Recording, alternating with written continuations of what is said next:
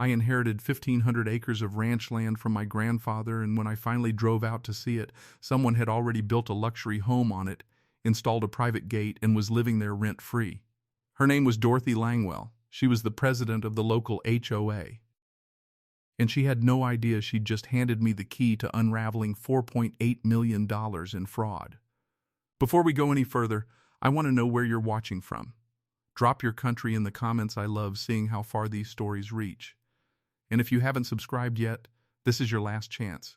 Hit that subscribe button now, because the next story only gets crazier from here. My grandfather, Elias Croft, spent 52 years building that ranch from the ground up. He called it Croft Hollow.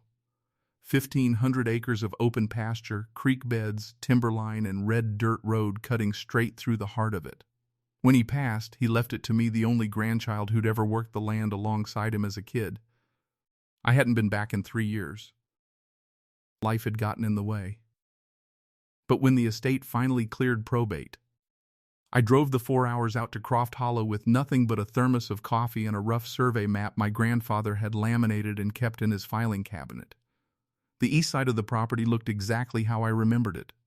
Untouched, quiet, the kind of silence that makes you realize how loud your regular life actually is. But when I turned onto the Northwest Access Trail, the old gravel path that my grandfather used to check the creek fence line, I stopped the truck. There was a freshly paved asphalt driveway where that trail used to be. A black iron security gate, keypad locked, with a small camera mounted on top. And beyond that gate, sitting back about 300 yards, was a house. Not a cabin. Not a hunting shed. A full-sized luxury home with a wraparound porch, a 3-car detached garage, and what looked like a professionally landscaped front yard complete with irrigation sprinkler heads popping up along the edge. On my grandfather's land. I sat in that truck for a long moment before I did anything. I want you to hold on to that feeling, because what I found out next goes so much deeper than one woman building a house where she had no right to be. I got out. I walked to the gate. I pressed the intercom button. After a long pause, a woman's voice crackled through the speaker, clipped, confident, faintly irritated. "Yes? My name is Cole Croft," I said. "This is my property. I'd like to know who you are and what you're doing on it." Silence. Then the gate clicked and slowly swung open. She met me on the porch. Dorothy Langwell was somewhere in her early 60s, silver hair swept back neatly, dressed like she'd just come from a board meeting. She looked at me the way people look at a stray dog that wandered into their yard, not afraid, just annoyed. "I know who you are," she said, "and I'm going to stop you right there before you say something embarrassing. This parcel was acquired through the Clearwater Pines HOA, through a perfectly legal land purchase agreement. Your grandfather signed off on the transfer 2 years before he passed. I have documentation." She said it so smoothly, so completely without hesitation, like she'd rehearsed it. "I'd love to see that documentation," I said.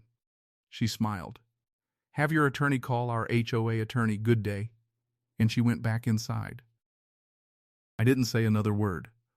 I walked back to my truck, pulled out my grandfather's laminated survey map, and stared at the northwest parcel. Then I drove straight to his house, let myself in with the estate key, and went to the filing cabinet where he kept every land document he'd ever signed. I pulled every folder, every deed, every recorded plat, every county assessment.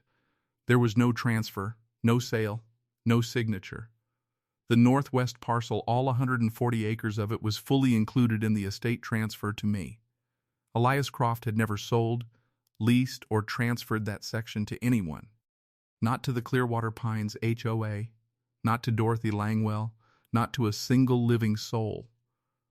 Dorothy hadn't purchased that land. She had occupied it. And she had done it quietly enough that no one had noticed until I came home. I called an attorney named Marcus Webb the next morning. Property law. 30 years of it.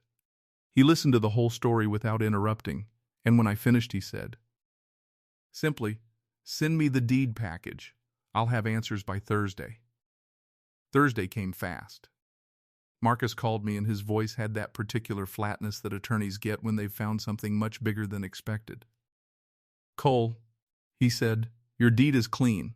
Her claim has no legal basis." But while I was pulling county records, I found something else. "And I think you need to come into the office." I went. What Marcus laid out on that conference table was not just a property dispute. He had pulled the last 6 years of Clearwater Pines HOA financial filings. Dorothy Langwell had been president since 2018. And starting in 2019, the HOA had levied what they called special infrastructure assessments fees charged to every homeowner in the community on top of regular dues. 340 homes.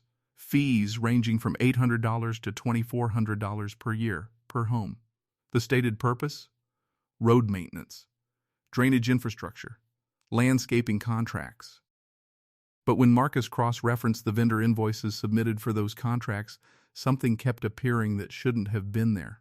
The service address on the landscaping invoices, the location where the work was supposedly performed, was the address of the ranch property. Croft Hollow. Dorothy's illegal home. She had been billing the HOA 340 working families for the upkeep of a luxury home she had built on stolen land. Irrigation installation. Exterior painting. Gravel resurfacing of a private driveway. A $38,000 outdoor kitchen, all of it run through HOA vendor contracts, all of it reimbursed from the community's infrastructure fund. $4.8 million. 6 years. One woman. And a paper trail so complete it was almost hard to believe she'd thought she'd get away with it. I want you to remember this moment, because what Dorothy did next made sure she never had a chance at walking away from any of it. Marcus drafted a certified letter. Evidence package attached. We sent it to Dorothy, to the HOA board, and to the county recorder's office simultaneously. 3 days later, Dorothy showed up at the ranch gate. She didn't knock. She didn't call. She drove up, leaned out her window, and looked directly into the same security camera she'd installed, the one now recording on my account, and she said, "You don't have the nerve to follow through with this." 6 words. On camera. With her face, her vehicle, and a timestamp. Her own security system handed us the final piece. The county sheriff's department executed a civil removal order within the week. The state attorney general's financial crimes unit opened a formal investigation. 3 members of the HOA board who had co-signed the fraudulent vendor approvals agreed to cooperate in exchange for reduced charges. Dorothy was arrested at the property on a Tuesday morning while the movers she'd hired were still loading boxes. The class action civil suit filed by Clearwater Pines homeowners named her personally. The HOA's insurance carrier launched its own parallel recovery action. The house was eventually demolished. The northwest parcel was cleared, refenced, and returned to the land it had always been part of. I drove out to Croft Hollow the week after the last of it was gone. Just stood at the tree line where the porch had been. Red dirt. Creek sound in the distance. The same silence my grandfather used to stand in. He never trusted people who needed to own something that wasn't theirs in order to feel powerful. Said it always caught up with them eventually. He was right. It just took me coming home to prove it. Now I want to hear from you. Have you ever discovered something on your own property that someone else thought they could claim? Drop it in the comments. And don't forget to tell me what country you're watching from. I read every single one. This is a work of fiction. All characters, names, events, and organizations depicted in this story are entirely fictitious and created for entertainment purposes only. Any resemblance to real persons, living or dead, or actual events is purely coincidental.